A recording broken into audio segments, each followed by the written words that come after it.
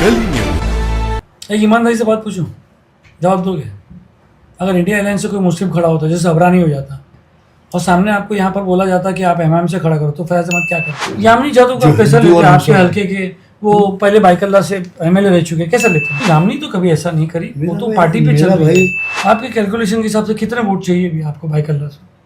कुछ तो कैलकुलेशन की होगी कि फैयाज अहमद के कहने से, खड़े रहने से जो है वो बीजेपी को फ़ायदा होगा, यामिनी को फ़ायदा होगा, मुसलमान वोट टर्ने के लिए खड़ा किया गया। इस इल्ज़ाम को कैसा लेता? आपने एमवीए को, महाराष्ट्र विकास आघाड़ी को जिताने की बात कही थी, मेहनत की आपने। जब ये लोग वक्फ बिल के टाइम पे सब उठ गए थे एमपी, तब आपको लोगों ने नहीं पूछा कि फयाज तुमने तो कहा था इसको वोट दो, अभी तो हमारे वक्फ बिल के टाइम पे ही उठ गए, चले गए। डेवलपमेंट में कैसा है? मतलब फयाज भाई, अगर अभी एमआईएम और ये एकदम कम्युनल पार्टी की बात हो रही है, बाइकल्ला के डेवलपमेंट में फयाज अहमद के बारे में क्या? उर्दू मरकज की जो पॉलिटिक्स थी उसके बारे में क्या कहना? उर्दू मरकज के लिए यामिनी जादव ने असेंबली में आवाज़ उठाई थी। दिखावा है मेरा भाई। रईस लश्करिया जो है मुंबई प्रेसिडेंट है, फयाज अहमद के रिश्ते कैसे हैं उससे? एमआईएम में जो है एक अकबर भाई, असद भाई, अभी फिलहाल इम्तियाज़ भाई के सिवा जो लीडरशिप जो है, जो लोगों कार्यकर्ता को संभालना, तो लीडरशिप नहीं देखी जाती, और ये बदनाम किया जाता है ऊपर से कि भाई हम 5 साल मेहनत करते हैं, वो आते हैं और बाद में उसको हटा देते हैं। मगर एक ऊपर तो बात ऐसी की थी असद भाई और अकबर भाई के पास कि फयाज ने 5 सालों में कुछ काम नहीं किया है, तो ये कौन पहुंचा सकता है? असद भाई या अकबर भाई, दोनों में से एक का नाम लीजिए जो आपको ज़्यादा पसंद है। नहीं, मैं आपको बता दूं कि पहले ऐसा बताया गया था कि भाई फयाज भाई को टिकट का अनाउंस होएगा, बराबर। जब ऊपर प्रेस कॉन्फ्रेंस चालू हुई, सब मौजूद था, हमारा तो लाइव था, उन्होंने आपको पद से हटा दिया। मैं हमेशा असद साहब से भी मैंने ये सवाल किया प्रेस कॉन्फ्रेंस में कि आप जब बोलते हो कि भाई महाराष्ट्र की जो सीट है मुंबई अध्यक्ष, एक बहुत बड़ी जिम्मेदारी है, तो फिर आपने फयाज अहमद को हटा दिया और आपने वही जिम्मेदारी दे दिया लश्करिया को, और लश्करिया को भी आप टिकट दे दिए। तो ये आप एक पार्टी में हो, आपको टिकट नहीं मिली, आप दूसरी पार्टी के लोग को मदद कर रहे हो, तो ये तो थोड़ा सा गलत नहीं लगा? एथिकली गलत नहीं हुआ? दोस्तों, गली न्यूज़ पॉडकास्ट में एक नया एपिसोड आज का है। आज के हमारे मेहमान हैं फयाज अहमद खान साहब। फयाज अहमद खान साहब मदनपुरे बाइकल्ला कॉन्स्टिट्यूएंसी से एमआईएम के कैंडिडेट हैं। फयाज भाई, हमारे पॉडकास्ट में आने का बहुत बहुत शुक्रिया, आपने वक्त निकाला। इलेक्शन चल रहा है, कैंपेनिंग चल रहा है, तो भी आपने जो है हमारी रिक्वेस्ट सुन के, आप जो है बहुत हॉटकेक आइटम हो इस वक्त जो है साउथ मुंबई में, इसलिए हमको आपको कैसे भी करके खींच के लाना था। फयाज भाई, हमारा पॉडकास्ट जो है सिंपल से चलता है कि लोग जानना चाहते हैं फयाज अहमद की ज़िंदगी क्या थी, जो हमारे लीडर है, जो हमारे लीडर बनने वाले जो रह चुके हैं, उनकी लाइफ क्या है, उनके पर्सनल शौक क्या है, उनके पसंदीदा क्या है, उनके प्रॉब्लम्स क्या है, उनके खिलाफ क्या क्या बातें हुई। हम आपसे सवाल करेंगे, ये रोक टोक नहीं है, ये सीधा एक पॉडकास्ट है। अगर आपको कोई जवाब जो है, सवाल का जवाब नहीं देना, आप उसको स्किप कर सकते हो, वो आपके ऊपर है, कोई रोक टोक नहीं होगा, सिंपल सी चीज़ें रहेंगी। मगर बेहतर हो गए आप वो चीज़ क्लियर कर दो तो अच्छा रहेगा। फयाज अहमद साहब, आप बताइए अपने बारे में कि फयाज अहमद खान जो है, मैं आपको शॉर्ट बता दूं कि फयाज अहमद खान जो है 1961 की बॉर्न की पैदाइश है, 63 में जो साल के हैं ये अभी, और 1999 में बाइकल्ला से एमएलए रह चुके हैं, 2 टाइम म्यूनसिपल कॉर्पोरेटर रह चुके हैं, 1992, 1997 और 2012 से 2017। और जो इनकी वाइफ है आफरीन फयाज अहमद, वो भी जो है एक्स कॉर्पोरेटर रह चुकी हैं, और ये जो है एक्स एमआईएम प्रेसिडेंट है और अभी जो है कैंडिडेट है। तो फैज में पहले ये बताइए, आपके लाइफ के बारे में बताइए कि आपका पैदाइश कहाँ पर हुई? जी, मेरी पैदाइश जो है बम्बई शहर में हुई। किधर? पेट्रो हॉस्पिटल है बम्बई सेंटर के पास, वहाँ मेरी पैदाइश। बोल देखा जाए तो बाइकल्ला कॉन्स्टिट्यूएंसी। बाइकल्ला हम लोग निकालेंगे सब किधर हुई। ठीक है, तो फिर उसके बाद पढ़ाई कौन सी स्कूल में थी? तो मेगरा सिटी मार्ग के अंदर मैंने अपनी तालीम हासिल की है। कहाँ पर? मेगरा सिटी मार्ग, मेगरा सिटी, जिसका साउथर स्कूल नाम है, जिसका ये अपना मेगरा सिटी मार्ग जो साउथर स्ट्रीट की लाइन के ऊपर है, मदनपुर के पीछे है। जी जी, वहाँ पर मैं 10वीं की है। बीच में 2-3 साल कैप था मेरा। मेरी अम्मी को बीमारी हो गई थी, तो मेरे अब्बा ने मुझको गांव में छोड़ दिया। गांव कहाँ था? मेरा गांव अमेठी है। अमेठी में था। वहाँ पे मेरे बिजलाल चाचा थे, जिनका निधन हो गया है, उनके पास छोड़ दिया। 2 भाई थे हम लोग, मेरे बड़े भाई अयाज भाई और मैं छोटा फैयाज। तो एक भाई को मामू के पास रख दिया, अजीज मामू के पास, और मुझको गांव में छोड़ दिया। क्योंकि कोई संभालने वाला नहीं होगा इसलिए। जी जी, वही वही वजह थी। फिर गांव में कितने मेरे साल? बाप वगैरह बहुत ही मुतवाज़ी तबके के लोग थे। रोज़ाना मजदूरी करना, घर क्या में काम पैसे- करते थे आपके वालिद नहीं, साहब? कोई खेती बाड़ी थी नहीं मेरे बाप वगैरह की। हम्म। वो मजदूरी करते थे घर में यानी जाके। बॉम्बे में कहाँ पर? नहीं, गांव में। हाँ, और यहाँ बाद पर? में गांव में बम्बई में आए वो। तो उसको यहाँ पे लाया गया। फिर अम्मी बीमार हुई तो अम्मी को यहाँ पे टीबी हॉस्पिटल में एडमिट किया गया। हम्म। वहाँ पर 2-3 साल उनका इलाज चला। माशाल्लाह टीबी ठीक हो गई। हम्म। तो उस दौरान जो मेरा एक्सपीरियंस है, बहुत ही अच्छा एक्सपीरियंस है। आज का जो हिंदुस्तान, कल के हिंदुस्तान में काफ़ी अंतर है। उस वक्त मेरे बीरलाल चाचा थे, जिनका आज भी परिवार मुझसे जुड़ा हुआ है। हमारे गांव से लगकर एक बाहरपुर है। आज भी उनका लड़का चंदन ठाकुर जो है मेरे दोस्तों में, भाइयों में है। जब भी फैमिली में कोई भी रिश्ते आते हैं या कोई बात होती है तो पहले मुझको कॉल करते हैं कि भैया ऐसा ऐसा मामला आया है, क्या बोलते हो आप? हाँ ठीक है, कर लो। तब वो काम करते हैं। तो एक रिश्ता जो है हम लोग का मेरे वालिद से बना हुआ है। और सबसे अहम बात यह है, आज जिस तरह से दौर चल रहा है, हिंदू मुसलमानों में तफरका फैल रहा है, उस दौर में ऐसा कुछ भी नहीं। समझ में? मैं उस वक्त उम्र थी मेरी 6-7 साल की उम्र थी। तो मेरे चचा जो है अब मेरे लिए कमरा बनवाया था एक कहाँ पर? गांव में। बड़ी कोठी थी, एक कमरा बनवाया था। उससे मेरे साथ सोते थे वो। मुझको कभी महसूस होने दिया कि तुम्हारे अम्मा अब्बा नहीं यहाँ पर। मटन बनता था, मच्छी बनती थी, साथ में बैठ के खाते थे। और जुमा के दिन बाकायदा तौर पे नहला धुला कर, कांधी पे बिठा कर उसके मेरे गांव की मस्जिद में ले आते थे। जी। नमाज पढ़ के बाहर निकल कर फिर कंधे पर बैठ कर मैं गाँव आता मैं। तो मुझको महसूस ही हुआ कि हिंदू मुसलमान कोई चीज़ है। क्या नाम था जी उन लोग? जिनका आपके चचा? ब्रिजलाल ठाकुर। ब्रिजलाल ठाकुर, कौन सी कम्युनिटी के थे वो? ठाकुर फैमिली। अच्छा। तो उन्होंने कई साल आपको परवरिश की है? नहीं, मैं 2-3 साल था। मैं उनसे रिश्ते पुराने थे हमारे, घरेलू संबंध थे। बम्बई आते थे, हमारे साथ थे गाँव से। बहुत अच्छी बात, बहुत अच्छा। तो वो एक अलग मिजाज दौर था, अलग वो अलग दौर था। वो दौर कहाँ चला गया है, उसको ढूंढने में, तलाश करने में। नहीं, जब तक आपने नाम नहीं बोले तब तक मुझे लग रहा था कि चाचा, फिर आप हिंदू मुस्लिम बात करें तो मुझे लगा यार क्या बात हो रही। फिर अभी खुलासा किया आपने कि ब्रिजवा मैं आज भी गांव जाता हूं मैं तो पहले चाचा घर पे जाता हूँ। क्या वो नहीं है, लेकिन जो भी बड़ा बूढ़ा होता है उनसे आशीर्वाद लेता हूँ मैं। जो भी कपड़े लगा के देता हूँ उनको, मैं फिर अपने घर जाता हूँ। स्कूल मेरे बाप ने हिदायत दिया कि जब भी गाँव आओ पहले ब्रिजलाल चाचा के घर पर जाओ, उसके बाद अपने घर आना। स्कूली दौर कैसा था? सॉर्टर स्कूल में कैसा था फैयाज? देखिए, म्यूनसिपैलिटी स्कूल थी वो, लेकिन बहुत अच्छी स्कूल थी। मतलब कि जो दूध इतनी मलाई हुआ करती थी। हाँ, गाढ़ा चना मिलता था स्कूल में, मिलता था फ्री दूध मिलता था, बिस्किट मिलती थी, सब अप टू डेट। और मेरे दौर के अंदर हमारे स्कूल में कारपेंटर की काम सिखाते थे हम लोग को, वायरिंग का काम सिखाते थे हम लोग को, जरी का काम सिखाते थे हम लोग, ताकि खुद कफील हो जाए हम लोग। तो फैयाज अहमद कैसे थे? नोटी थे, शरारती थे, कि पढ़ाकू थे, क्या थे? बहुत नोटी था। बहुत नोटी थे। कभी मुर्गा पढ़ाई से मेरा दिल लगता नहीं था। अक्सर मार खाता था, कभी मास्टर की, कभी अब्बा की, कभी अम्मा की। जी। हाँ। कॉलेज में आप महाराष्ट्र कॉलेज से आपने पढ़ाई की? कब तक, कहाँ तक की पढ़ाई की? 1981 में मास्टर कॉलेज में आया मैं। कॉमर्स में थे? उसका भी एक अजीब किस्सा है मेरा। हाँ, मैं उधर ही आ रहा हूँ। मेरे पास सब सारे किस्से तो इधर है। नहीं, हाँ, मैं पहलवानी करता था। बता, वही आ रहा था मैं। आप पहले जल्दी बोल दिए।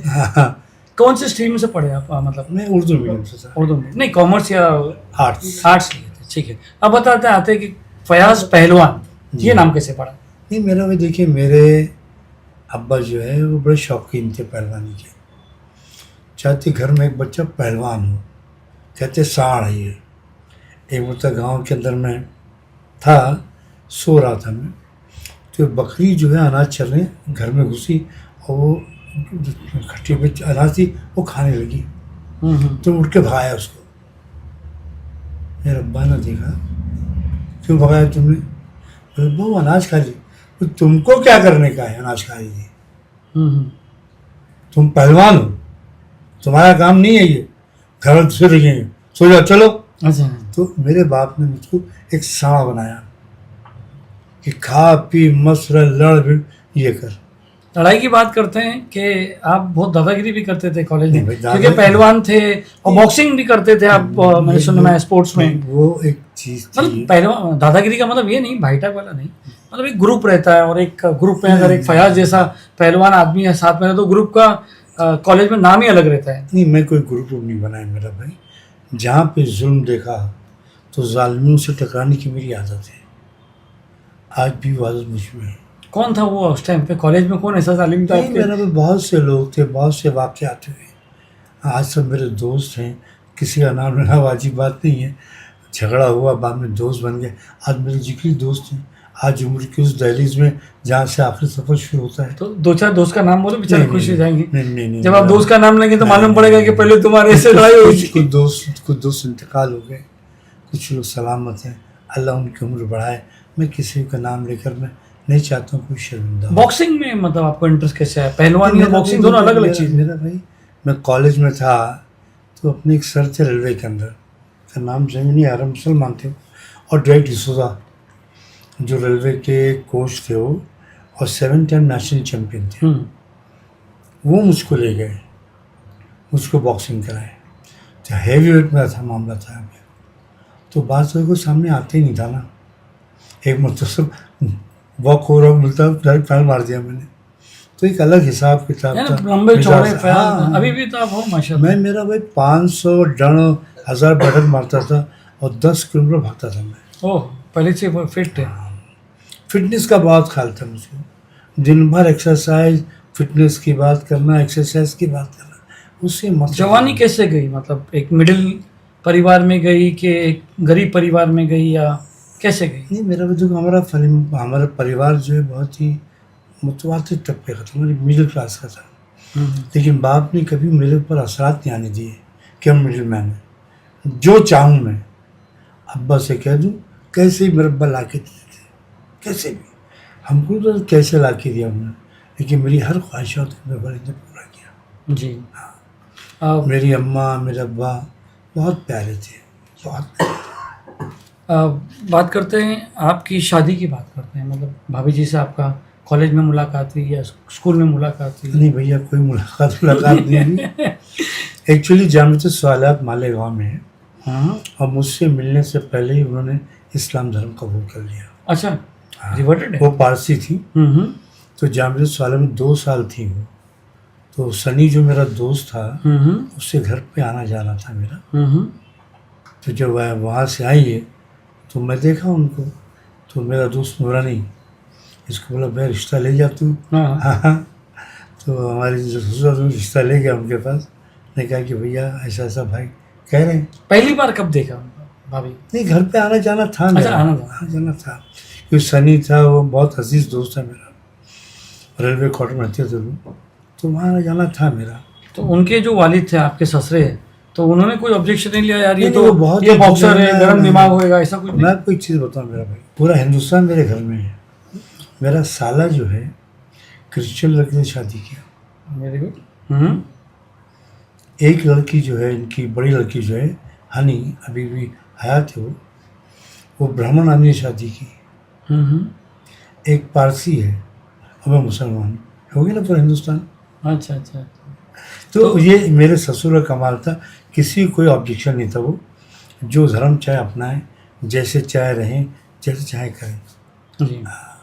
वो रेलवे के एक ऑफिसर थे वो। शादी कौन से साल में हुई?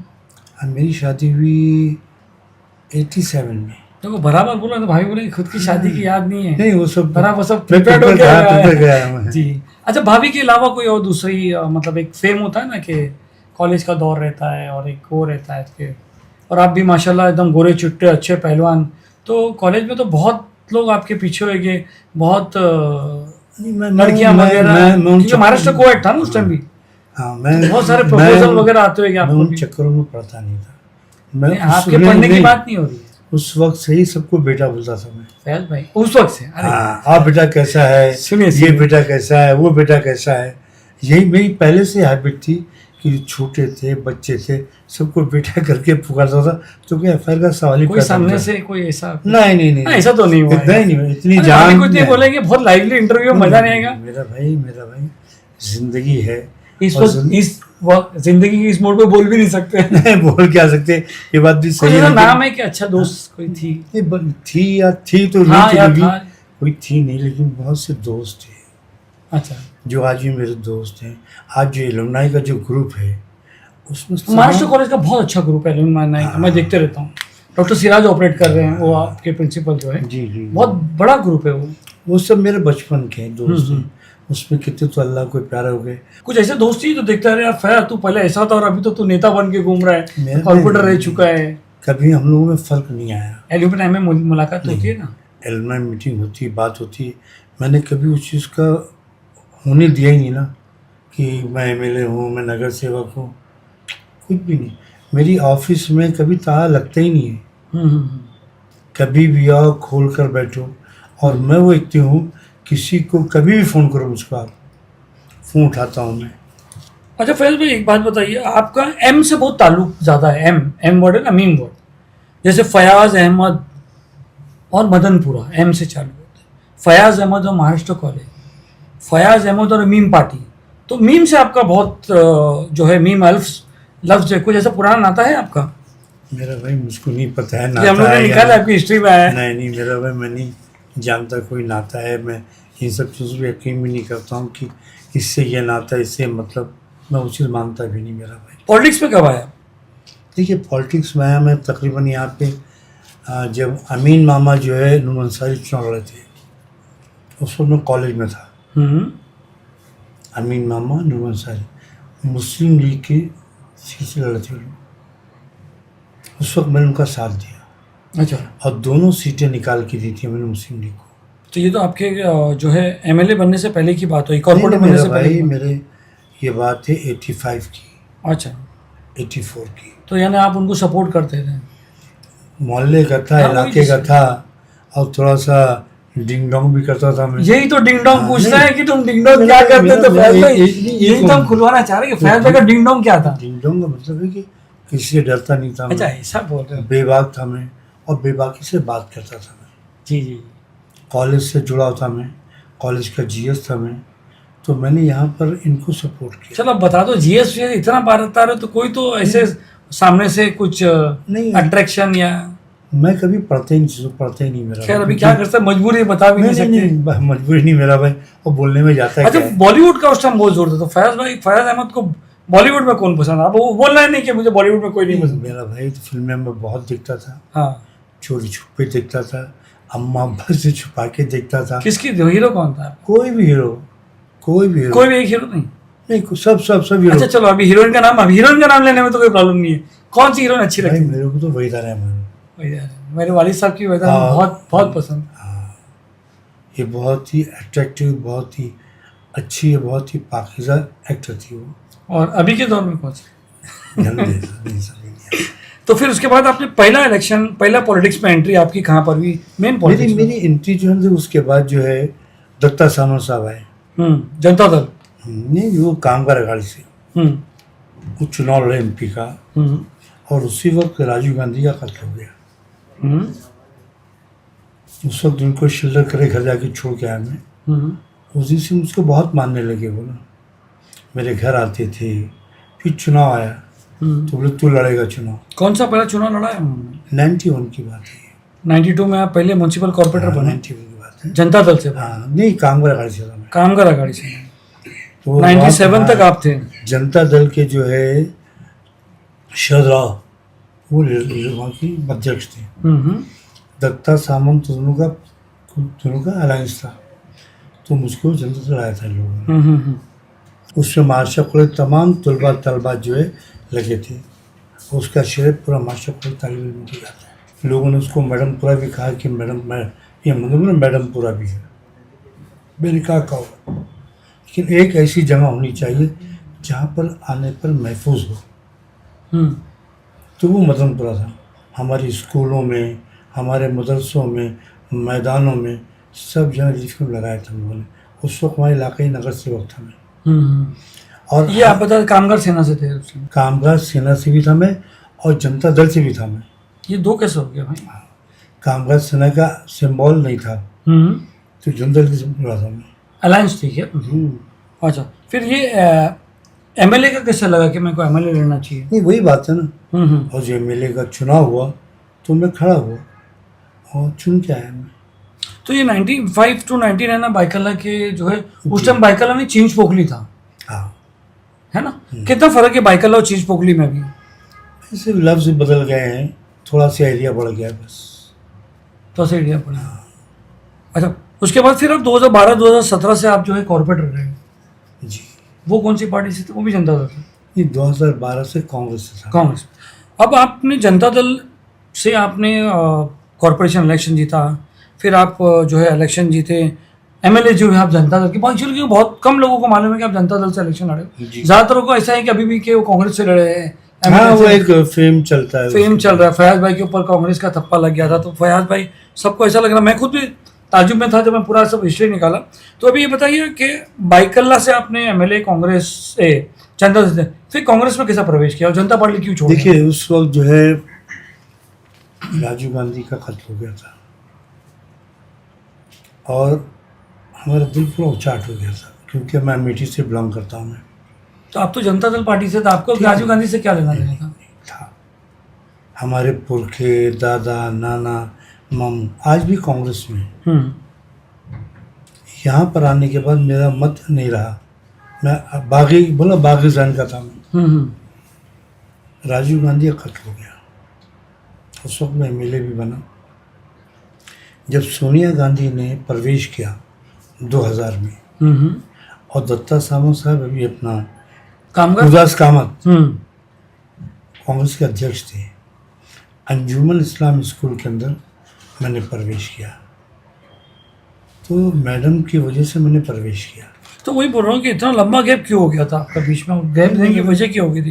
क्योंकि 95 to 99 आप चींच पोखली के एमएलए थे, उसके बाद डायरेक्ट 2012 में आप आके कॉर्पोरेटर बने, तो काफी गैप हो गया था फैज भाई, क्या रीजन? मेरा भाई और इस गैप के दौरान आपने क्या किया? उसके बीच में मिसेस बनी ना 2008 से। हाँ वो हाँ भाभी बनने पर बनी ना एक ही बार कॉर्पोरेटर बने। वो कौन सी पार्टी से पढ़े भाभी? कांग्रेस से। कांग्रेस से ही पढ़े। तो यानी आपने कांग्रेस पहले ही कब ज्वाइन किया? वही तो बोला, ईयर कौन सा था? भैया मैं जो 2000 में 2000। और वो वार्ड जो है लेडीज होने की वजह से आपने भाभी को? जी नहीं वो मैं नहीं, मेरा भाई उसके अंदर कामत साहब ने फोर्स किया क्योंकि लेडीज सीट हो गई तो बोला मैं तो लड़ नहीं सकता। हाँ तो कामत साहब ने कहा कि आप मिसेस को लाओ। बोला लड़ने को तैयारी नहीं है। तो बोला पार्टी का आदेश है, फॉलो करना पड़ेगा आपको।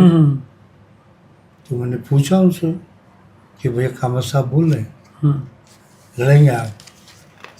तो कैसे भाभी का नेचर कैसा है घर में? मेरा भाई आप बॉस हो कि भाभी बॉस है? मेरा भाई देखो सच- घर में तो वही बॉस है मेरा। तो बोलना तो पड़ेगा ना भाई, घर में तो बॉस वही है मेरा। मुझे भी यही बोलना पड़ेगा, आपको भी यही बोलना वही पड़ेगा। बोलना पड़ेगा। घर में उन्हीं का राज चलता है। बॉसिंग बच्चों पे मतलब कैसे है भाभी? अरे उन्हीं का मामला चलता है। नहीं फिर भी कैसे है मतलब? नहीं नॉर्मल है, सॉफ्ट फिर नहीं पढ़ वाली एक दो होती नहीं है। नहीं फ्री छोड़ा बच्चों को। हाँ, बच्चों सबको प्यार से रखती है। कितने बच्चे हैं?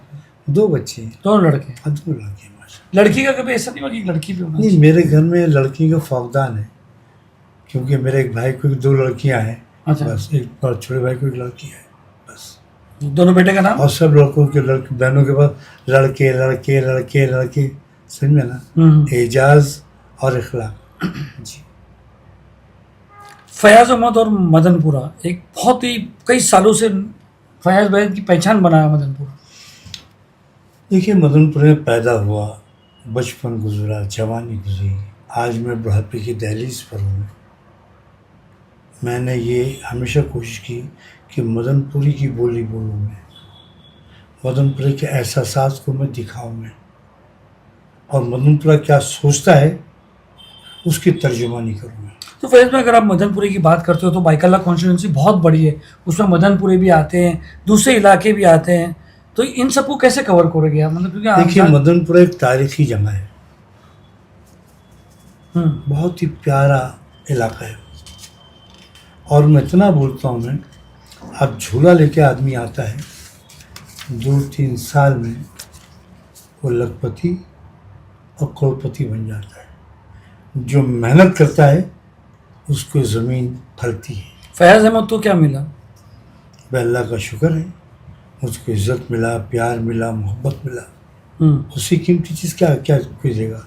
नहीं, लखपति करोड़पति क्या बने फयाज भाई मुझको इज्जत मिली, प्यार मिला, मोहब्बत मिली, इससे कीमती चीज़ क्या है? बहुत पॉलिटिक्स में बहुत आपका ऊपर नीचे हुआ है, कभी ये पार्टी कभी वो पार्टी, फिर कांग्रेस छोड़ के एमएम। कांग्रेस में कितने साल का आपका हो रहा भाभी जी को रख के? मेरा भाई तकरीबन उसमें था, मैं 18-19 साल था। तो यानी आप गुरुदास कामत के खेमे में थे, क्योंकि कांग्रेस हाँ, में तो गुटबाजी जमानों से चली आ रही है। गुरुदास कामत साहब जो थे, जिनका इंतकाल हो गया, बहुत अच्छे व्यक्ति थे और मुझको बहुत प्यार करते थे, समझे ना। और हमेशा उनके मशवरे से मैं चलता था। मैं यूसुफ अबरानी के भी बहुत करीब थे। हाँ, मेरे कॉलेज का सीनियर है मेरा। कौन? यूसुफ अबरानी। अच्छा। हाँ, एक ही कॉलेज के बिलोंग करते हैं हम लोग, एलुमनाई भी कॉलेज के ही हैं। तो कभी ऐसा आपका आमने सामने कॉलेज में हुआ? नहीं यार, इलेक्शन जीएस वो वगैरह? बहुत प्यारा आदमी है, बहुत प्यारा आदमी है। जी। वो लड़ाई झगड़ की बात नहीं करता ना। करवाते? हाँ, नहीं करवाते भी नहीं, सेटलमेंट बादशाह है वो। नीम पे आएंगे अपन। उससे पहले कांग्रेस पे ऐसी क्या बात हुई जो आपने कांग्रेस पार्टी छोड़ दी है? कोई तो रीजन होगा भाई। देखिए, कांग्रेस पार्टी में मेरे मामू भी हैं, आज भी मेरे मामू के लड़के भी हैं। नाम क्या है उनका? खुर्शीद है, अजीज़ है, यूनुस है, हाँ? और नईम भाई है। ये सब लोग कांग्रेस में है। ये बॉम्बे की बात कर रहे हैं? नहीं, अमेठी की बात। अच्छा, हाँ। मेरी नस्ल तो वहीं गढ़ी ना। हम्म। हम यहाँ पर हैं, लेकिन बुनियाद के पत्थर वहाँ गढ़े ना। आज मुंबई में आए, बम्बरकर हो गए हम लोग, लेकिन हमें नस्लें वहीं पर है।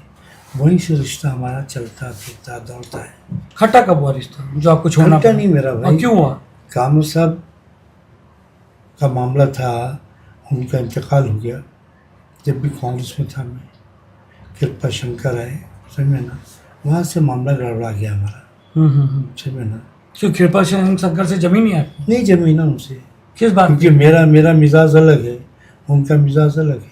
क्या मिजाज था कृपा हाँ, शंकर? मिजाज क्या था, गुजरा हुआ कल था मेरा भाई, बातें खत्म। नहीं, फिर भी एक ऐसा कि नहीं। भाई मेरे को ये बात अच्छी नहीं लगी थी, मैं मेरी कौम के लिए कुछ बात कर रहा था, या कुछ ऐसा बात था जो मुझे नहीं मिला और मुझे मिलना चाहिए था, मैं हकदार था। मेरा भाई, मैं हमेशा बेबाक रहा, किसी बात से मैंने समझौता नहीं किया। इसलिए हम चाह रहे हैं कि आप बेबाकी से बताइए कि क्या प्रॉब्लम है। नहीं, एक मरतबा का वाक़या है, जब इलेक्शन था भाई कलने में।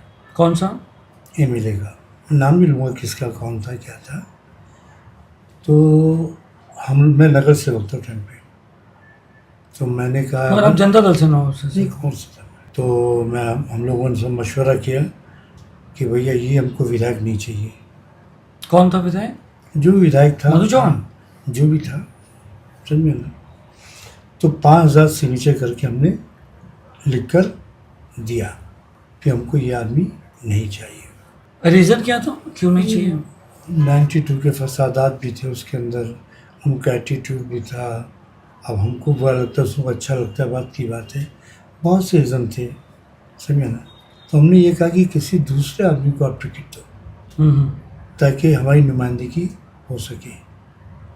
और बोल, तो मैंने कहा मुझको दो। हमको ऐसा पता चला कि आप टिकट मांग रहे थे, आपको नहीं मिला, इसलिए आप मैं बोलूँ ना, मैंने कहा मुझको दो, और तुम मेरे किसी दुश्मन को दो आप, तो मैं काम करूँगा मैं, लेकिन ये व्यक्ति को मत दो आप। ये व्यक्ति समाज के अंदर बहुत बुरा, इसका प्रभाव हमने लिख कर दिया, कांग्रेस पार्टी को लिख के दिया, दूसरी किसी पार्टी को लिख के नहीं दिया, क्योंकि कांग्रेस पार्टी से हमारा अटैचमेंट था।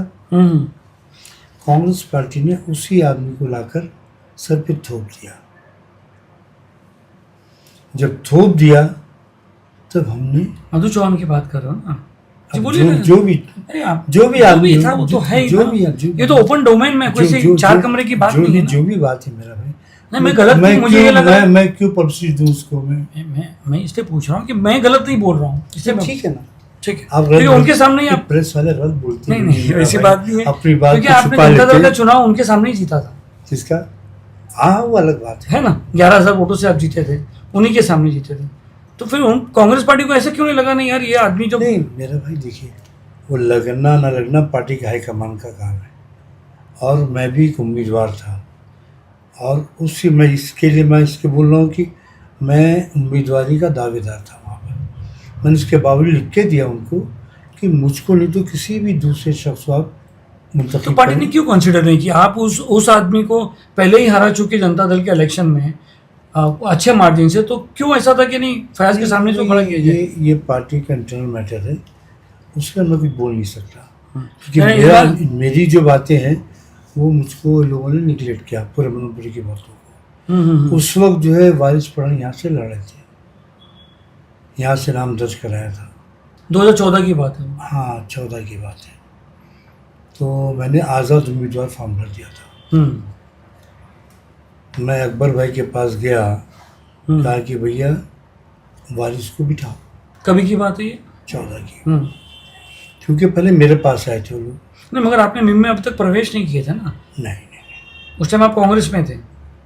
कांग्रेस में टिकट नहीं मिलने के बाद आप जो है आज़ाद फॉर्म भर दिया था मैंने। आज़ाद फॉर्म भर दिए थे। और उस वक्त मुझको मैं आज फॉर्म भरने से पहले एमआईएम के लोग मेरे पास आए थे और मुझसे कह रहे थे कि फयाज भाई आप एमआईएम से लड़िए, तो मैंने साफ इनकार कर दिया। मैं बोला पद हासिल करने के लिए किसी को धोखा देना मेरी फितरत नहीं है, समझे ना। तो बोले चलो ठीक है, अभी आपने फॉर्म भरा है, अगर नहीं दिया आपको टिकट तब आप लड़ जाइएगा, और तू भी लड़ नहीं सकता क्योंकि पद पे मैं विराजमान हूँ, समझे ना। ये बात करके मैं रिफ्यूज़ कर दिया। हम लोगों ने मशवरा किया, जब मुझे चौहान को लोगों ने टिकट डिक्लेयर किया तो आज़ाद फॉर्म भर दिया फिर मैं, तो आज़ाद फॉर्म भर दिया मैं। उसके बाद मैं हम लोग बोले वारिस को बुलाना पड़ेगा अपने, चलो जाते हैं अकबर भाई के पास। तो बलवास में रुके थे ये, तो मेरे कुछ अहबाब शाकिर पटनी, मैं, हारिश और सलीम कोड़े लोग गए वहाँ पर। उनके सामने बोला कि उसको विड्रॉ करो आप, हाँ मैं लड़ रहा हूँ यहाँ से। तो मैं बोला ठीक है ना, आप लड़िए ना, हम तो पहले भी आपको बोले थे लड़ने के लिए, आप भी रिफ्यूज़ किया था। हाँ, बोला मैं आज़ाद में लड़ा हूँ, मैं सपोर्ट कीजिए मुझको आप। मैंने एक चीज़ कहा कि बोले फयाज भाई नई नई पार्टी आई है, अभी देख के फिर उसको विड्रॉ करना, कैसी इमेज बनेगी अपनी, आप बताओ। मैंने कहा इमेज ख़राब हो जाएगी आपकी, आप बोलो क्या करूँ मैं, विड्रॉ करूँ क्या करूँ मैं। बोले मैं विड्रॉ करता हूँ मैं। बोले एक शर्त है, वारिस की दावा जिताओ। ठीक है, कोशिश करता हूँ, अल्लाह की मर्ज़ी, मेहनत करता हूँ मैं। तो वहाँ से बात शुरू हुई एमआईएम से। तो यानी आपका कहने का मतलब है कि वारिस की जीत में आपका भी हाथ है? नहीं, अल्लाह का हाथ है मेरा। नहीं, मतलब ठीक है, वो तो है। अल्लाह सब चीज़ पे कादिर और काबिज है मेरा भाई। मैं एक मेहनत करता हूँ मैं और काम करता हूँ मेरा भाई। अच्छा, फिर क्या हुआ उसके बाद? उसके बाद ये वारिस पठान की जीत हो गई। जी। बाद में कांग्रेस पार्टी मीटिंग बैठी, तो वहाँ सभी लोग आए थे, बैठे थे, तो कहने लगे, बोले फयाज भाई आप पे ये आरोप है कि आपने कांग्रेस पार्टी का काम नहीं किया। क्या काम नहीं किया? कांग्रेस पार्टी का काम नहीं किया आपने। कौन बोला ये? वो जो सब वहाँ के जो पार्टी लोग थे वो सब लोग थे, बैठे थे वहाँ पर, पूरा हॉल भरा हुआ था। मैं बिल्कुल सही आप बोल रहे हैं, मैंने काम नहीं किया। हाँ, तो बोले आपने काम क्यों नहीं किया। मैंने कहा सही सवाल पूछा आपने। मैंने कहा गलतियाँ आप करें, हमेशा मेरी कौम क्यों भुगती।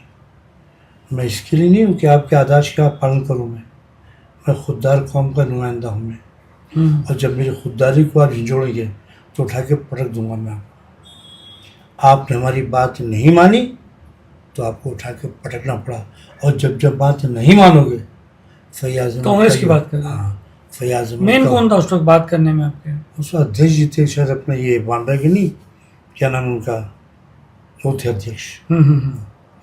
जब आपको पटक दूंगा मैं। अभी आपको रखना रखो या निकालो, मर्जी आपकी। मैं पार्टी छोड़ने वाला नहीं, क्योंकि मैंने कोई गलत काम नहीं किया है। और जब कोई गलत काम करेगा तो आपको उसका लगता नहीं विरोध करना। आप एक पार्टी में हो, आपको टिकट नहीं मिली, आप दूसरी पार्टी के लोग को मदद कर रहे हो, तो ये तो थोड़ा सा गलत नहीं लगा? एथिकली गलत नहीं हुआ? मेरा जो कैसे गलत है, मेरी कौम है, मैं कौम के हक की बात करता हूँ, मैं एज अ मुसलमान बात करता हूँ। मैं एज अ मुसलमान पार्टी में दाखिल क्यों हूँ मैं। जब मेरी कौम के साथ नाइंसाफ़ी करोगे तो डेफिनेटली रिएक्शन आएगा ना। क्या ऐसा लगा आपको कि कौम के साथ नाइंसाफ़ी हो रही कांग्रेस? टिकट नुमाइंदगी की जरूरत है ना। आज जो चुनाव चल रहा है बात यहाँ पर वही है ना, लड़ाई वजूद की है ना। बाइकल्ला काशी के अंदर आज 47% मुसलमान हैं। हमने इनसे कहा कि किसी मुसलमान को आप टिकट दो, इलाकाई मुसलमान को दो, ताकि कि मैसेज पास हो समाज के अंदर कि मुसलमान टिकट दिया आपने और हिंदू भाई ने सपोर्ट किया, एक ब्रिज कायम होगा और हिंदू मुसलमान करीब आएंगे, एकता बनेगी। 47% होने के बावजूद इन्होंने हमारी बात को इनकार किया और जमशेद को लाके खड़ा कर दिया। इनके मनसब में, इनकी सोच में ऐसी बात है कि मुसलमान जो है वो असेंबली तक ना पहुंच सके। मतलब ये कि MP आप बनेंगे, MLA आप बनेंगे, कारपोरेशन आप बनेंगे, क्या मुसलमान झाड़ू पोता करने के लिए क्या? हाँ, एक गयूर कौम है ये, मर्द मुजाहिद कौम है ये अपने हक को लेना भी जानती है और छीनना भी जानती है। अब समय आ गया है, अपने हक को छीनेंगे इंशाल्लाह। तो फिर उसके बाद से आप पार्टी से निकाले गए? निकाल नहीं गया मैं। उसके बाद से मुझे सज़ा जो मिली, मेरी क्या परवाह समिति चली गई, स्टैंडिंग कमेटी नंबर था वो ले लिया गया। ना चलो कोई बात नहीं मेरा भाई, इतना सा चलती है मुझको ना, ये बात थी। तो बात इस हालात जब बनते हैं और बिगड़ते रहते हैं, ज़िंदगी का सफ़र आगे बढ़ता रहता है और ज़िंदगी का सफ़र बहुत ही तलखियों से भी और खुशियों से भरा हुआ है। फिर आप MIM में कैसे आना हुआ बाद में? नहीं देखिए, MIM के अंदर ऑफिशियली एंट्री कहाँ से भी आपकी? ऑफिशियली एंट्री मेरा भाई ये चुनाव हुआ 2019 का, ये 14 का वारिस जीत गया। तो जब ये 19 का चुनाव था तो मैंने कहा मैं टिकट लूँगा। मैं यहाँ से हैदराबाद गया, अपने तवज्जो से लगाया। तो वहाँ पर जब मैं गया तो हमारे सदर मोहतरम जो हैं उन्होंने मुझको मुंबई का अध्यक्ष बना दिया। तब तक MIM में एंट्री नहीं हुई थी? ऑफिशियली एंट्री नहीं थी, लेकिन अनऑफिशियल में था सर। तब तक आप कांग्रेस में ही थे उस टाइम? हाँ। ठीक है। तो 2019 में आपको बॉम्बे का सदर बनाया गया। उसके बाद तो वहाँ से जर्नी मेरी शुरू है, MIM की जर्नी शुरू। 5 साल तक मैंने ऑफिस का बहुत अच्छा ख्याल रखा, डिस्ट्रिक्ट बनाया, तालुका बनाया, वार्ड बनाया। ये 2014 से 2019 वारिस पठान जो आप उनके अंडर में ही रहे थे, मतलब MLA रहता है, आपको कोई पोस्ट नहीं मिली, कैसा था आपका MIM से ताल्लुका वारिस पठान? नहीं, मेरे में देखिए, मैं खुद नगर सेवक था और मुझको उसकी ज़रूरत नहीं थी। मेरे इलाके के लिए सफिशेंट था मैं। उसको ज़रूरत पड़ती थी मेरी, मैं मदद करता था उसकी ना। जैसे मेडिकल कैंप करूँ मैं तो अपना बोर्ड लगा दे मेरा भाई, तो करता था, काम किया मैंने। और इलाका मेरा है, मोहल्ला मेरा है, गली मेरी, घर मेरा है ना। तो 2019 में फयाज अहमद को भी नहीं देखे, उन्होंने वारिस पठान को ही क्यों ऐसा फैसला लिया? असद साहब एकदम लड़ गए थे कि वारिस को ही दूंगा, और उन्होंने आके नहीं, मेरे वो बात वो नहीं थी। असद साहब ने पहले जुबान दे दिया, मैं अप्रोच करने में लेट हो गया। असद साहब ने पहले जुबान दे दिया था, मैं अप्रोच करने में लेट हो गया, वो सूरत हुई मेरा भाई जी। हाँ। अच्छा, जब 2019 में बाइकल्ला की बात चली तो बाइकल्ला में सबके खिलाफ, यानी पूरे वहाँ के लोग जो है वारिस पठान के खिलाफ, ये सब बातें तो असद साहब को भी मालूम पड़ी, और असद साहब को एक स्टेज पे आके जो है एक माफ़ी जैसा मांगना पड़ा। देखिए मेरा भाई, इंसान जब गलती करता है उसको स्वीकार करना बहुत जिगरे का काम होता है। और वो आदमी साफ सुथरा इंसान है। जब गलती हुई है तो उसकी तलाफ़ी करना ये एक अच्छे इंसान की आदत है। और वो जो भी कहा सच कहा। आप CA NRC के दौरान जो है शाहीन बाग में आपका बहुत अच्छा कंट्रीब्यूशन रहा है। मैं वहाँ मौजूद था, हम कवर करते थे, गल न्यूज़ कवर करते थे, सब चले गए थे मगर फयाज अहमद वहाँ पर बैठा था, याद है आपको? मेरा भाई क्या हुआ था वो? मेरा भाई देखो, जो मेरी बहनें थी उनकी हिम्मत को सलाम, उनकी क़ुव्वत इरादी इतनी मजबूत थी, ना मैंने बिठाया, खुद से आकर बैठी हूँ और 65 डेज तक बैठी थी। हम लोगों ने अपने तौर से जो एहतमाम किया हम लोगों ने। मेरी एक ही सोच थी कि बॉम्बे बाग में जो बहनें बैठी हैं पूरी कौम की नुमाइंदगी कर रही है, हम्म, पूरी कौम उनके साथ में थी। मैंने अक्सर ये बात मीटिंग में कहा कि मेरा भाई, मेरी बहनों को जब मैं बिठाया नहीं तो मुझको ये कहने का हक ही नहीं कि उठ जाओ।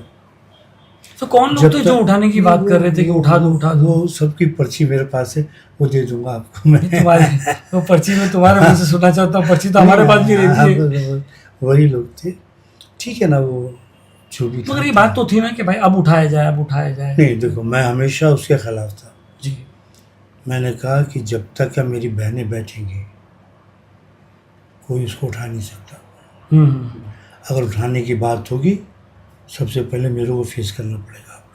हाँ, ये तो मेरी बहनों की जरूरत है जो आकर बैठी, बाबांगे दुहल बैठी, बेखतर बैठी और बेखौफ बैठी।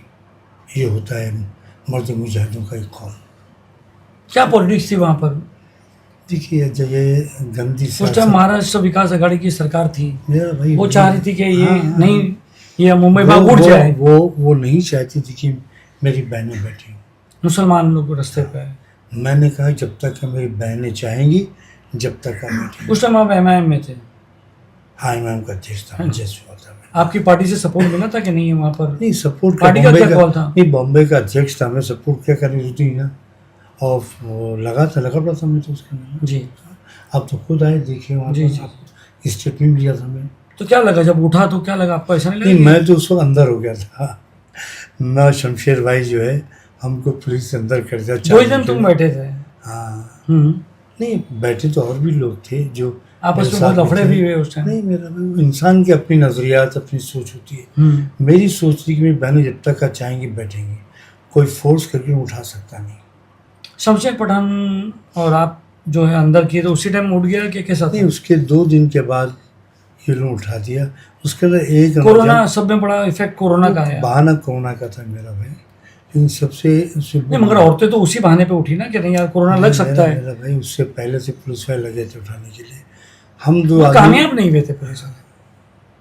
मेरा भाई, जहाँ तक कामयाबी नाकामी बात है वो तो अलग बात है, हम्म। लेकिन इसके अंदर सबसे अहम रोल जो है हमारे मोहतसिम शोलकर, वो बंदा जो है हमारे ब्याह पर वहाँ खड़ा था। बराबर है। सब लोग भाग गए थे वहाँ से, चले कोई आदमी वहाँ मौजूद नहीं था। उनका मकसद हल हो गया ना, 2 आदमी थे, दोनों अंदर हो गए थे। हाँ, मकसद हल हो गया। सिर्फ डॉक्टर मुतशिम वहाँ पे मौजूद था, जिसकी मौजूदगी हमारी बहन ने अपना खेमा उठाया है। तो आपको दुख नहीं हुआ कि भाई ऐसे इस तरीके से उठ गया है, नहीं होना चाहिए था? क्या राय थी आपकी? देखिए, राय तो हमारी बेशक वही राय आज भी है कि किसी के फोर्स में उठाना गलत बात है।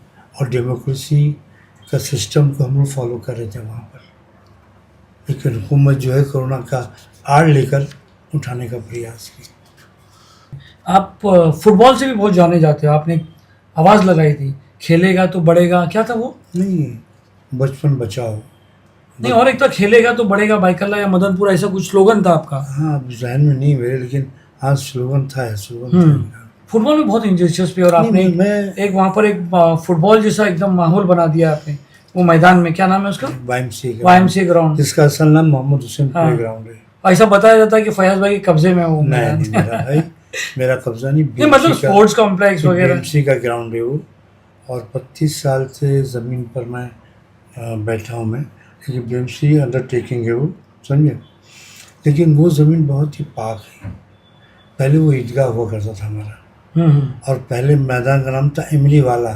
इमली वाला? इमली वाला कि वह इमली का पेड़ था एक। अच्छा। हाँ, फिर तिनकुन्नी गार्डन के नाम से जाना जाता था। फिर ब्रिटिश लोग आए और YMCA ने टेक ओवर किया उसको। YMCA के बाद फिर मैंने टेक ओवर किया। जब से लेकर अभी तक मेरे आपको दिलचस्पी थी फुटबॉल में? मैं फुटबॉल दिलचस्पी नहीं थी मुझको, खाली खेलता था मैं।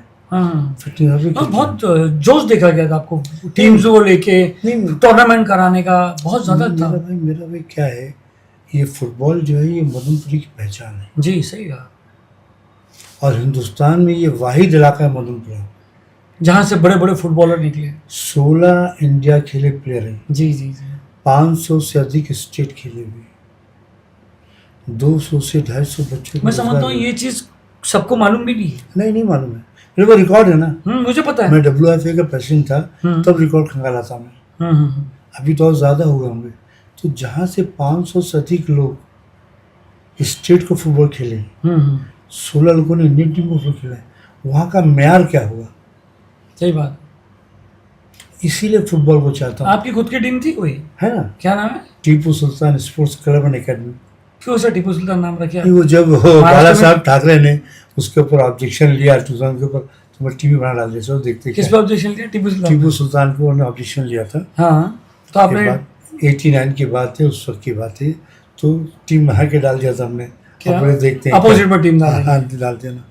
तो पूरे महाराष्ट्र का दौरा किया हम लोगों ने, इंदौर वजह खेल। तो जब उस टाइम में अगर आप टीपू सुल्तान टीम से जाने जाते थे और जाते थे सब जगह महाराष्ट्र में, तो कोई अपोजिशन नहीं होता था टीपू सुल्तान? कोई नहीं मेरा भाई, महाराष्ट्र की जनता में ये भावना है ही नहीं। क्यों? आपने बोला कि बाल ठाकरे ने कहा था कि फिर मेरा उसके भाई बाद ठीक है ना, वो तो शहीद आजम है इस मुल्क का, जिसने मुल्क के खातिर अपनी जान की आहुति दी। हाँ, शहीद आजम है वो तो। उसके बारे में क्यों टिप्पणी करेगा कोई आदमी? जो लोग करते हैं, कभी खुद को कभी तक पहुंच गए लोग। ये सिर्फ एक मानसिकता इनकी खराब है, जो ये खामखा जो है बवाल करते हैं लोग। तो 89 से टीम मेरे पास है।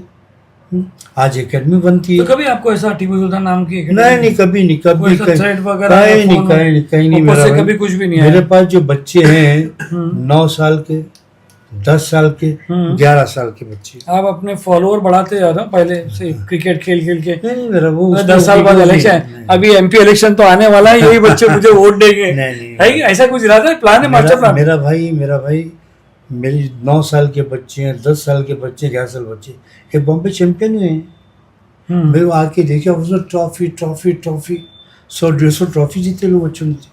मेरे पास 6 साल के बच्चों की भी टीम है, 8 साल के बच्चों की भी टीम है, 9 साल के बच्चों की भी टीम है, 10 साल के बच्चों की टीम है, 11 साल के बच्चों की टीम है, ऐसा 14 साल के बच्चों की टीम है, और उसके बाद फिर लीग में टीम है, ताकि स्टेप वाइज बच्चे।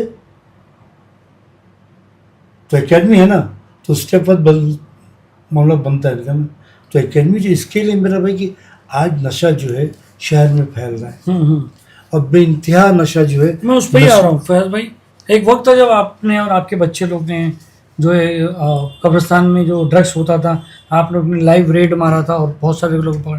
ड्रग्स के बारे में आपकी मुहिम जो है बहुत सराहनीय थी कि आपने बिंदास जो है अपने बदन का, अपने जिस्म का, अपनी ताकत का, अपनी पहलवानी का पूरा फ़ायदा उठा के आप जो लोगों को लेके घुसे थे। तो मेरा भाई, मैं आपको बताऊं, मैं इससे पहले ब्राउन शुगर के लिए जी वो 85 में मूवमेंट चलाया था मैंने। बहुत गंदा था। जबकि मेरे इलाके में बहुत ज़्यादा ब्राउन शुगर था। मेरा एक दोस्त प्रिंस नाम का, मार्शल कॉलेज का था। मैं पहले के ऑफिस में बैठा हुआ था, फ़ोन आया पुलिस वाले का, बोले तुम्हारा कोई दोस्त है बॉम्बे सेंट्रल की फुटपाथ पे पड़ा है, चौकी के पास, तो वो आपको बुला रहा है। उससे नंबर मेरे को दिया कि आपको फ़ोन करो। मैं बोला कौन है यार? बाबले जाके देख, क्या? मैं देखूँ तो एक मैला कुचेला कपड़ा पहना हुआ, जो मैंने दोनों से वैसी ड्रेस में, बाल बिखरे हुए, दाढ़ी चेहरे पे, दांत घसा हुआ, आँखें अंदर, समझे ना, पड़ा हुआ है वो, समझे ना। जब मुझको देखा बोला छोटे, बोला कौन? मैं प्रिंस। बोला कौन प्रिंस? Master college. अरे बस तू यहाँ क्या कर रहा है? बोले बचा ले भाई मेरे को, मेरे से सांस नहीं हो रहा है। क्या हुआ क्या तेरे को? बोले कुछ नहीं हुआ मेरे को, वो खाली पूरी रहता था मैं, उससे मेरे को हो गया। अब्बा मैंने घर से निकाल दिया मेरे को। कोई नहीं मेरा भाई, बचा ले मेरे को, बचा ले बोलते बोलते उसकी रूह निकल गई मेरे हाथों। 85 की बात है। फिर मेरी खोपड़ी घूम गई। तदफीन होने के बाद मैं मोहल्ले में निकला, जितने भी लोग ब्राउन शुगर बेचते थे सबको मारना शुरू किया मैंने, क्योंकि और बच्चे बच जाएं, नस्ल तबाह ना हो। पूरा मोहल्ला मेरे साथ में आ गया। वहाँ मदनपुर से लेकर कमाटीपुरे तक और छोटी जो कब्रस्तान है वहाँ तक मैं घुस गया। वो तो अभी ये मैं हाल फिलहाल की बात कर रहा मैं बोल रहा हूँ ना आपको, हूँ। वो एक दौर था जिसके अंदर मैंने अपने बल का इस्तेमाल किया, दोस्तों का इस्तेमाल किया, समाज को बचाने के लिए, नई नस्लों को बचाने के लिए। नस्लें ही कौम चलाती है, मुल्क चलाती है। उस वक्त मैंने पूरा साफ किया। उसके बाद महकमे की तरफ से बहुत प्रेशर आया। फिर मेरे अब्बा जो है वो बाबूराव भापसी के पास गए, बोले ऐसा ऐसा काम चल रहा है। बोले बाबू फैयाज साहब थोड़ा सा, बोले मैं देखता हूँ। वो मामला फिर जाके इंटरफेयर किए, तब जाके मामला शांत हुआ। इसके बाद जब मैं नगर सेवा शांत था तो ये 2016 15-16 के अंदर ये आया, एमडी आया। एमडी जब आया तो उसके ऊपर कोई केस नहीं बन रहा था। एमडी बेइंतहा चल रही थी, पकड़ों में, पुलिस के दो में छूट जाए। तो एक अधिकारी मुझको मिला जो हैंडीकैप था, उसने बोला फैज ऐसा नहीं चलेगा, इसको कायदे में तब्दील करना पड़ेगा। तो उस अधिकारी ने अपना सेटअप लगाया, पेपर वर्क किया और इसको डलवाया नशे की शैली में।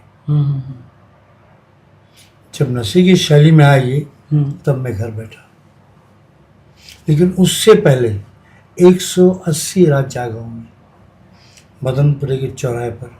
और मेरे घरों की जो मेरी माँ बहनें हैं उनकी दुआएं साथ में थी, नौजवान साथ में था।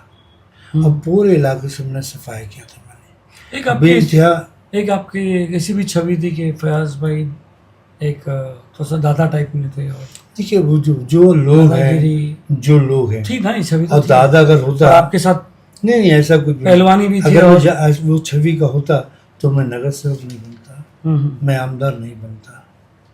मैं 3 मरतबा नगर सेवक था, मेरा भाई आमदार था मैं। आप जाके किसी से पूछ लें आप ना कि दादागिरी उन्हीं के साथ किया जो दादा थे। जो जुल्म जालिम के साथ मैंने बाकायदा तौर से उनसे मैंने पंगा लिया है। एक दौर था जब फयाज अहमद आवाज़ उठाता तो पूरा मदीना पूरा उसके साथ हो जाता था। आज भी वही है। तो क्या वही लहर अब रहेगी? वही है, वही। आप रिजल्ट देखिएगा ना, आप रिजल्ट देखिएगा। चलिए आते हैं मेन पार्ट पे, जो लोगों को इंतजार है इस बात का फयाज भाई कि क्या हुआ था। यहाँ पर इम्तियाज जलील आए, अहमद बलाला साहब आए, आप वहाँ पर आए, क्या वो जो स्टोरी, एक्चुअल स्टोरी क्या है? स्टोरी कुछ भी नहीं मेरा भाई, समझे ना, एक कम्युनिकेशन गैप है। नहीं, मैं आपको बता दूं कि पहले ऐसा बताया गया था कि भाई फयाज भाई को टिकट का अनाउंस होएगा, बराबर। जब ऊपर प्रेस कॉन्फ्रेंस चालू हुई सब मौजूद था, हमारा तो लाइव था, उन्होंने आपको पद से हटा दिया। वही कह रहा हूँ, कम्युनिकेशन गैप हो गया। ये बात मैंने अकबर भाई के सामने रखी है। आएंगे अकबर भाई के, पहले इधर की बात करते हैं, अकबर भाई तो आएंगे, अभी तो पहले बॉम्बे की बात करें। उसी चीज़ को लेकर अकबर भाई ने मुझको बुलाया था जी, जब मैं पार्टी के पद को छोड़कर टिकट रिफ्यूज करके। मैं वही बता रहा हूँ कि उस टाइम बात क्या हुई थी आपसे, प्रेस कॉन्फ्रेंस होने वाली थी। भाई देखिए, और एक आपके प्रेस कॉन्फ्रेंस में आप भी थे जी, मैं थोड़ा लेट पहुंचा। और लेट डायरेक्ट क्या, तो मैंने क्या बोला उसको अभी मालूम पड़ा। अगर पहले से क्या उम्मीद थी आपको, क्या उम्मीद थी कि आपका नाम डिक्लेयर होएगा? मेरा तो नाम डिक्लेयर पहले से था ही। मेरी सीट का मामला था, वो पहले से डिक्लेयर। किससे बात हुई थी आपकी कि आपको सीट देंगे? मेरा भाई असद साहब ने खुद बोला था। मेरा नाम सफिया अव्वल पे था यहाँ पर, लेकिन पद का मुझको नहीं पता। मुझको इतना इंटीमेशन थी कि कुछ चेंज होने वाला है। तो मैंने कहा कि हाँ इम्तियाज़ भाई, अभी 15 अगस्त है, अपन 15 अगस्त के अंदर थोड़ा सा खेलते हैं, तुमसे बड़ी रैली निकालूंगा मैं। तिरंगा रैली आपने निकाल के दिखाया? निकाला मुझसे बड़ी निकाल बताया मैंने, और अपन तरीके बैठ के बात कर लेंगे अपन ना। तो क्या वही मैं इसके पहले प्रेस कॉन्फ्रेंस से पहले आपकी क्या इम्तियाज भाई से बात ही नहीं हुई मेरी ना। मैं आपको नहीं लगता कि उनको कॉन्फिडेंस में लेना चाहिए था इम्तियाज अहमद बलाला साहब को आपके कि फयाज देख ऐसी बात है, हम प्रेस कॉन्फ्रेंस में ऐसे बोलेंगे? देखो वही थोड़ा सा कम्युनिकेशन गैप था, समझे ना। आज कम्युनिकेशन गैप खत्म हो चुका है। सब सच बातें सेटल हो चुकी है मेरा भाई। वहाँ पर ये अनाउंस हुआ था कि फयाज़ अहमद को हम जो है यहाँ से जो है मुंबई प्रेसिडेंसी से हटाया जाता है, और एक वजह दी गई थी। मैं हमेशा असद साहब से भी मैंने ये सवाल हाँ, किया पता प्रेस है कॉन्फ्रेंस में कि आप जब बोलते हो कि भाई महाराष्ट्र की जो सीट है मुंबई अध्यक्ष एक बहुत बड़ी जिम्मेदारी है, तो फिर आपने फयाज़ अहमद को हटा दिया और आपने वही जिम्मेदारी दे दिया लश्करिया को, और लश्करिया को भी आप टिकट दे दिए, तो ये दोगली पॉलिसी कैसे हो गई? देखिए मेरा भाई, ये दोगली पॉलिसी नहीं है। क्यों आपको हटाया? बोले भाई आपको रीजन तो यही दिया मेरा ना, भाई, अगर रीजन कोई मैं- दूसरा नहीं, देता। 5 साल तक मैं ऑफिस चलाया, मैंने उस ऑफिस के लिए अखराजात कहीं से नहीं लिए, जो जेब गरबा में थे वो लगाए मैंने। और मैं खुद चाहता था कि ये पद जो है किसी दूसरे को दे दिया जाए, लेकिन तरीक़ेकार गलत अपनाया गया वहाँ पे। और ये जो अधिकार जो है असद साहब का अधिकार है, किसको रखना है किसको नहीं रखना है वो रखेंगे मेरा भाई। अच्छा, उस टाइम आप बहुत गुस्सा हो गए थे और आपके लोग भी जो है बहुत चिल्लम चाली के एमआईएम पे आरोप लगाने लगे आपने कि एमआईएम बी टीम है, इस टाइम मैं छोड़ दे रहा हूँ। आप कैसे करेंगे? आप बी टीम के, तो देखिए बी टीम जो आप है बी टीम के कैंडिडेट बन गए क्या? नहीं मेरा भाई, बी टीम मैंने असद साहब को नहीं कहा, एमआईएम बी टीम है। नहीं असद साहब को मैंने कहा कि सिस्टम के अंदर कुछ लोग गलत आ गए। अगर कुछ का मतलब वाइस पठान? नहीं, वो बात मैं नहीं करता मेरा भाई, और न किसी का नाम लेता हूँ मैं। जो नाम लेना था मैंने अकबर साहब के सामने नाम लिया है, और उसके ऊपर मुझको कहा है कि हम जो चुनाव का उसके ऊपर कार्रवाई करेंगे, और बाकायदा सभी लोग बैठे थे, सबके सामने मैंने कहा कि भैया ये मसला है, समझे ना, इस मसले को हल नहीं, करें। हम वहाँ थे कि आपने वहाँ से उठ के चले गए और लाइव चल रहा था, सब गर्मा गर्मी भी ऐसा हुआ, फिर आपने स्टेटमेंट दिया, हमारे इंटरव्यू में कहा कि बीटी में ऐसा है, ये सब हो गया। वापस बैक टू पवेलियन कैसे आया वो पूछा ना, वो कि आपको बात कॉल नहीं। आया वहाँ से कि आप खुद गए? मेरा भाई तैयब भाई जो अकबर साहब के बहुत करीबी आदमी, वो आके बैठे थे यहाँ पर, समझिए 5 दिन से बैठे थे यहाँ पर, और कह रहे थे अकबर भाई ने आपको बुलाया है। अच्छा, वो बता रहा। हमारी जानकारी के हिसाब से है कि आप जो है सब जगह गए टिकट लेने के लिए कि भाई मैं एमआईएम में नहीं हूँ। मैं एक चीज़ आपको बता दूँ, मैं मुझको चुनाव लड़ना ही नहीं था, ये फैक्ट है। मैं शांति से अपने दफ्तर में बैठा था मैं, क्योंकि अल्लाह मुझको 55,000 रुपये पेंशन के तौर पे मुझको अता करता है, तो मैं समझता हूँ कि 55,000 रुपये मुझको नौकरी है, ये अल्लाह ने दी है कौम की खिदमत करने के लिए, मैं उसी में खुश रहना चाहता था। नहीं, उसको एक बात लड़ने ये भी का- आई थी कि हाँ। आप जो है आपको ऐसा था, एक बात चल रही थी कि भाई फयाज अहमद को ऐसा था कि अगर शिवसेना कैंडिडेट देती मुस्लिम, नहीं, वो बात तो की बात है, हाँ, मैं वही आ रहा हूँ। हाँ। वो बात की बात है मेरा भाई। मैं जब ये अनाउंसमेंट हुआ चुनाव का, तो मुझको सब लोगों ने ऑफर दी कि मेरी पार्टी में आ जाओ। कौन कौन बोले ना? अभी तो सब खुला ही है। नहीं, सभी पार्टियां, शिवसेना सभी पार्टियां ऑफर दी थी मुझको। शिवसेना तो उनके कांग्रेस वाले को भी मुस्लिम को नहीं दे रही, तो आपको किससे ऑफर दी? मेरा भाई, मैं कभी आएगा तो आपको बताऊंगा मैं। सभी पार्टियों ने मुझको ऑफर भेजा कि हमारी पार्टी में आ जाओ। मैंने कहा मुझको किसी पार्टी में इंटरेस्ट नहीं है, आप आए, बैठे, चाय पिए, हाँ, और सोते लें आप। मेरा दिल बहुत हो गया, समझा ना, मुझको भी कहीं पे कोई कदम मुझे काम नहीं करना, बोझा उठाने काम नहीं करना है। उस वक्त तैयब भाई आए। तैयब भाई के आने से पहले ये मामला चल रहा था लोग का, खाएगा इंडिया अलायंस का। तो मैं सभी लोगों से बात किया कि मामला इस बार जो है आप किसी भी मुसलमान को टिकट दें आप। पहला नाम फयाज अहमद का। नहीं, मैंने बाज़ाब्ता कहा कि मुझको टिकट नहीं चाहिए। उसका गवाह भाई जगताप से खुद पूछ लेना। मुझको टिकट नहीं चाहिए, किसी भी मुसलमान को दें आप, जैसे कि अबरानी हुए, शमीम हुआ, डॉक्टर मुतशिम हुआ, हाँ, और भी जो लोग थे उनको दें। वो जो 14 लोग के नाम थे उसमें से आपका नाम, वो जो 14 लोग थे, अशुभ अबरानी, कांग्रेस के ही 14 लोग वहाँ से टिकट मांग रहे थे। मैं मुझको मतलब मुझको लड़ना ही नहीं था मेरा भाई, तो मैं चाहता किसी एक आदमी को टिकट दें आप, समझे? यानी आप कांग्रेस को सपोर्ट करने तैयार थे? भाई कोई पार्टी में नहीं था। अगर यूसुफ अबरानी को टिकट मिलती तो आप सपोर्ट कर देते? हाँ मैं तो करता हूँ। अच्छा, मेरा यही मकसद था मेरा भाई, क्योंकि असेंबली की ज़मीन पर मुसलमान जाना चाहिए। आज जो है लड़ाई इक़्तिदार की लड़ाई है, वजूद की लड़ाई है, उसकी पहचान लड़ाई है। 47% मुसलमान है यहाँ पर, तो वजूद हमारा है ना। हमने ये ऑफर डाला इंडिया अलायंस को, चाहे वो सेना हो चाहे वो कांग्रेस हो, इलाकाई तौर पर जो शख्स आपकी पार्टी में, उसको टिकट दें आप, और जिता के लाने की गारंटी मैं लेता हूँ ना।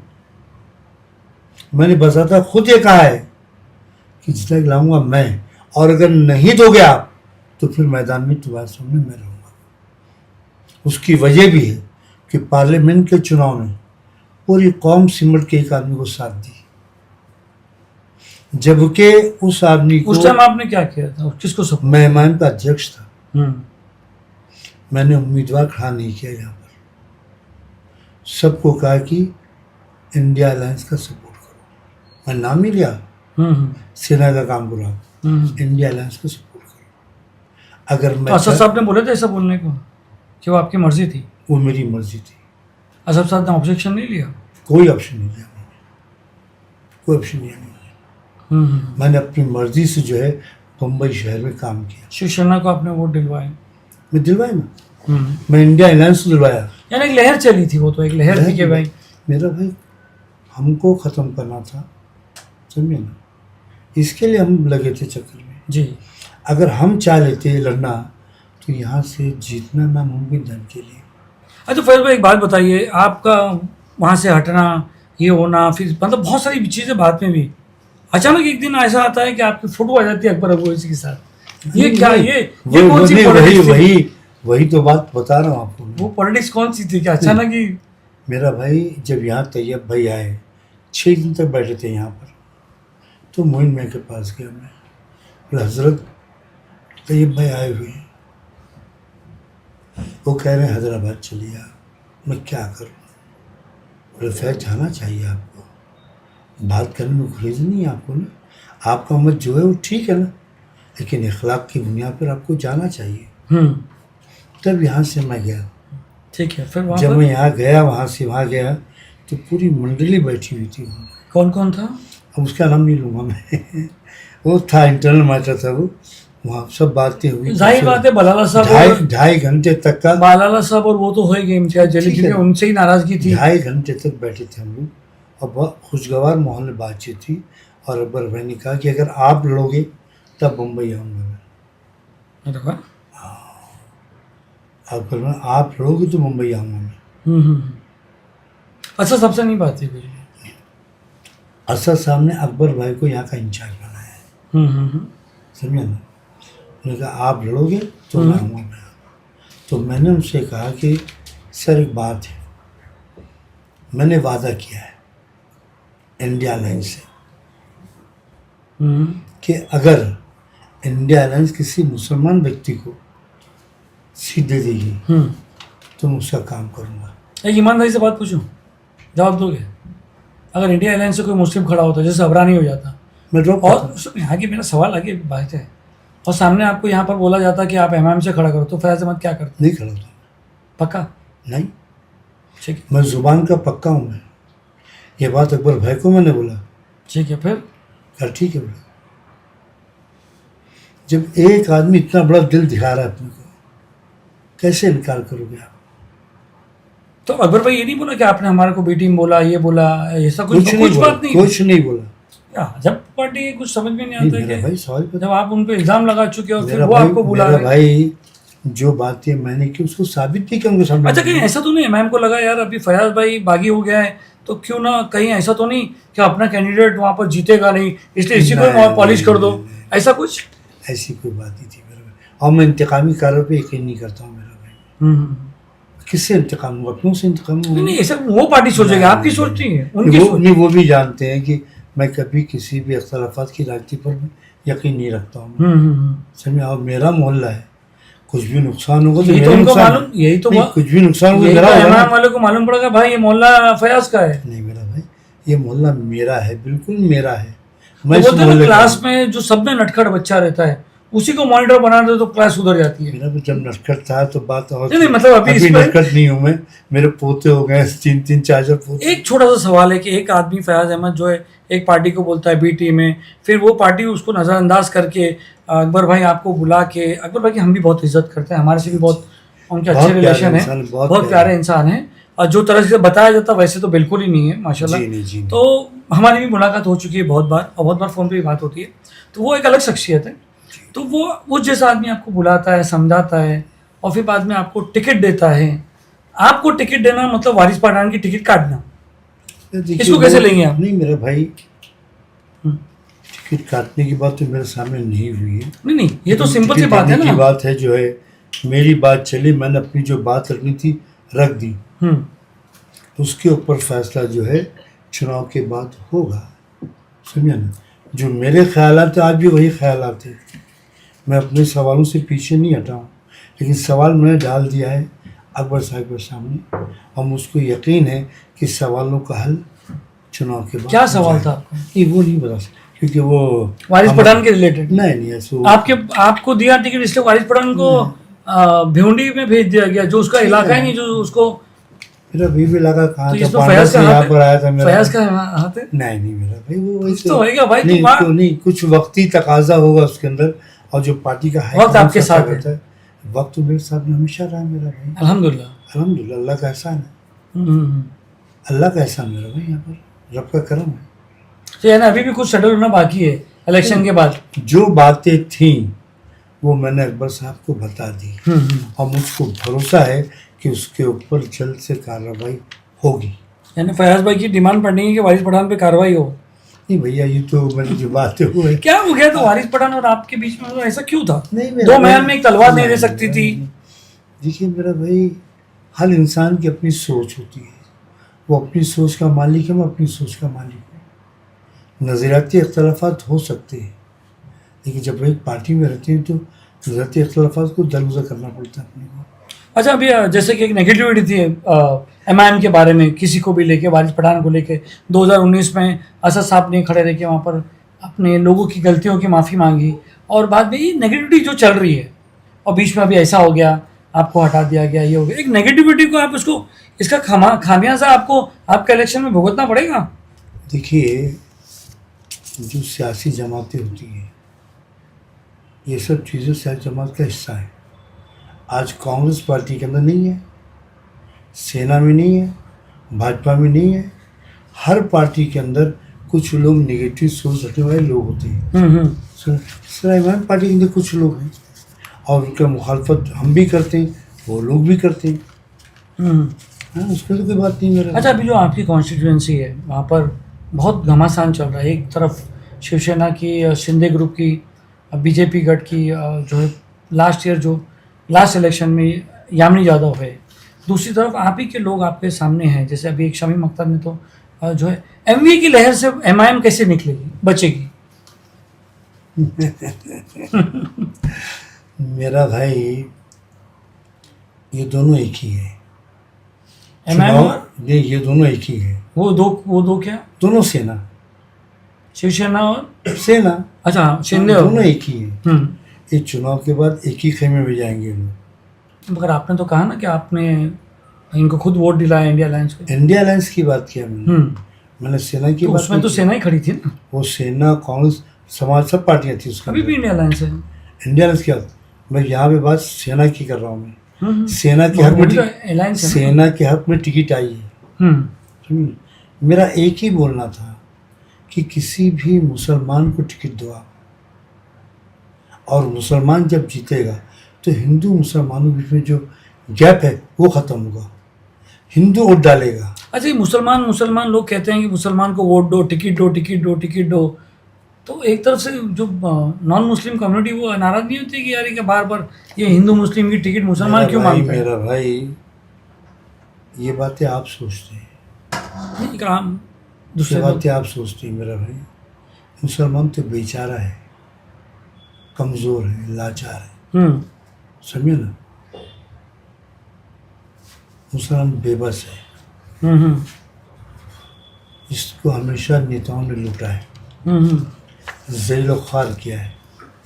आज की तारीख में भाई कल्ला काशी किसी में अपना हक व अधिकार मांगेगा नहीं, छीनेगा, और 20 तारीख के बाद देखिएगा। क्या आपको क्या लगता है बाइकल्ला कॉन्स्टिट्यूंसी की महायुति, एमवीए, मीम, ये सब खिचड़ी है? अभी भी समाजवादी भी उतरी हुई है, सईद खान साहब है। वो मेरे क्या? भाई हैं, दोस्त हैं, समझे ना। और जब एक घर में रहते हैं वो सब साथ में रहते हैं मेरा भाई। ये तो वक्त बताएगा किसके साथ में कौन है, क्या है क्या नहीं। वक्त अभी नहीं है ना, वक्त अभी 10 दिन में मालूम पड़ जाएगा आपको। अच्छा, आपको ये पता है कि समाजवादी से यहाँ क्यों खड़ा किया गया? अब मेरे भाई है ऊपर की कहानी मेरा भाई। सब मेरे दोस्त हैं, 2 को छोड़कर। वही 2 का नाम तो है, एक का नाम तो हमको मालूम है, दूसरा कौन है? जो दोनों सेना है। हाँ, अच्छा, ये सेना। ये मेरे दोस्त नहीं है। अच्छा, जो मेरे मुल्क के दुश्मन हैं, मेरे समाज के दुश्मन हैं, मेरे सोसाइटी के दुश्मन हैं। यामिनी जादव का जो कैसा हिंदू लेते और हैं आपके मुसलमान- हल्के के? वो पहले बाइकल्ला से एमएलए रह चुके हैं, कैसा लेते हैं? मेरा भाई देखिए, इनकी सोच ही गंदी है। जो हिंदू मुसलमान को लाने की बात करें, यामिनी तो कभी ऐसा नहीं करी, वो मेरा तो भाई- पार्टी पे चल मेरा रही भाई है। जब वो कहती हैं कि मुझको वोट दिया आपने तो वो भारतीय मुख्य प्राइम मिनिस्टर हो जाएगा, तो क्या है उसका मतलब, क्या है मेरा भाई? आज देश की नीति और नीयत देख लीजिए ना आप। मैं तो बाबा साहब अम्बेडकर का मानने वाला हूँ, उनके संविधान को लेकर चलने वाला हूँ मैं।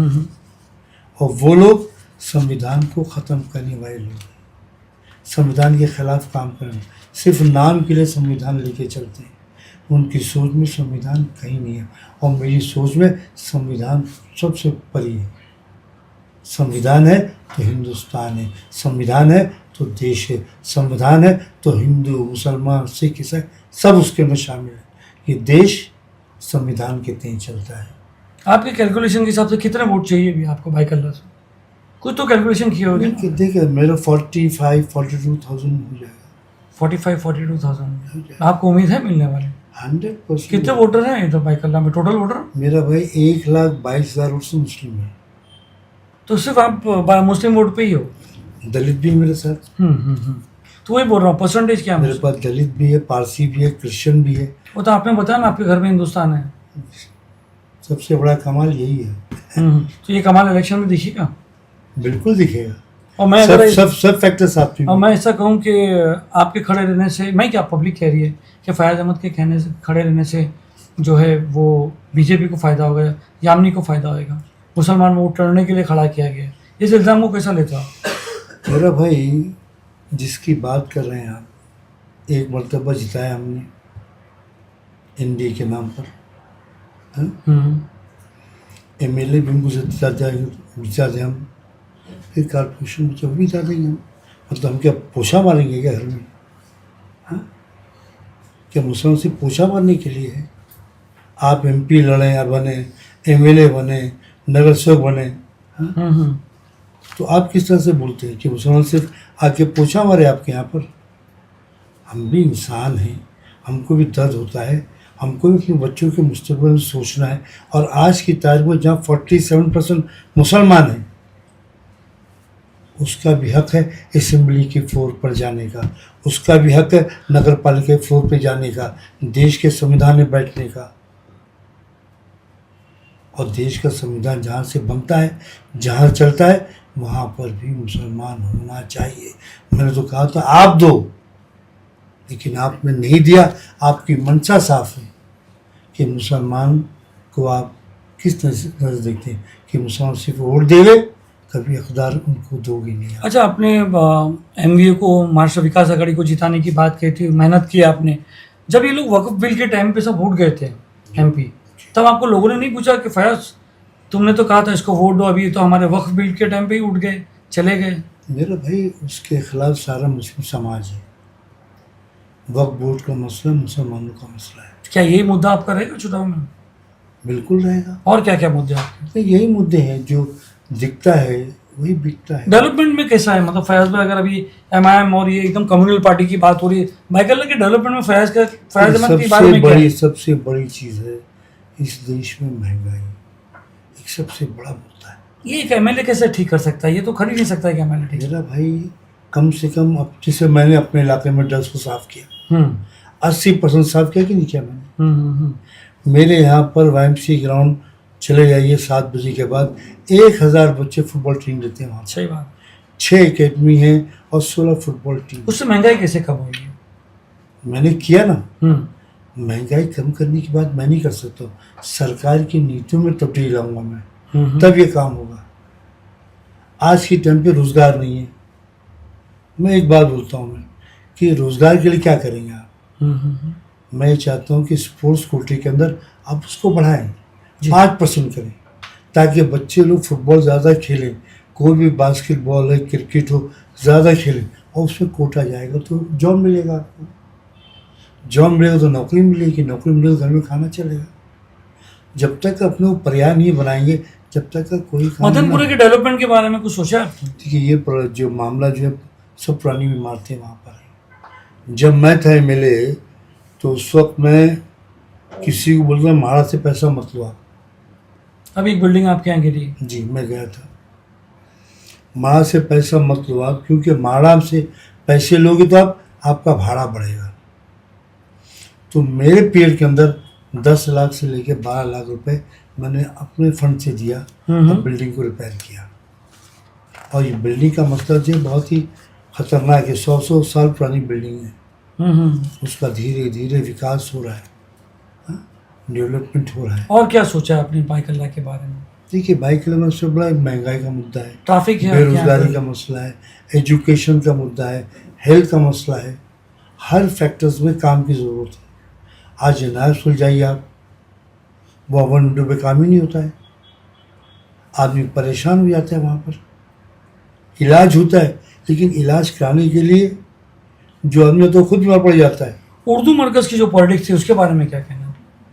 ये दिखावा है। किसका? सरकार का। कौन सी सरकार? भाजपा की सरकार। उर्दू जुबान को रोजगार से जोड़ो आप। अगर उर्दू को फरोग देना है आपको,